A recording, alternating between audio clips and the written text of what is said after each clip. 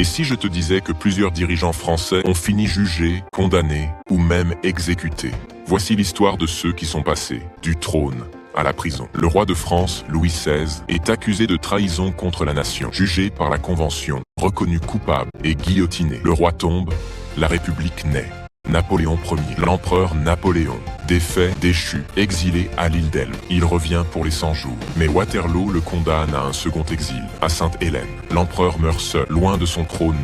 Napoléon III, avant d'être empereur, tente un coup d'État. Échec. Condamné à la prison à perpétuité. Il s'évade, devient président, puis empereur, et finit déchu, exilé en Angleterre. Philippe Pétain, chef de l'État de 1940 à 1944. Condamné à mort pour haute trahison et collaboration avec l'ennemi après la Seconde Guerre mondiale. Peine commuée en prison à vie par De Gaulle, vu son âge. Mort en détention en 1951.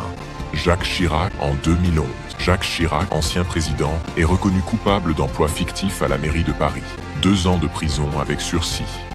Nicolas Sarkozy, président de 2007 à 2012, condamné à plusieurs reprises. En 2021, à 3 ans de prison, dont un ferme, dans l'affaire dite des écoutes, corruption et trafic d'influence. En 2025, dans l'affaire du financement libyen présumé de sa campagne de 2007, pour corruption et association de malfaiteurs. Peine, prison ferme.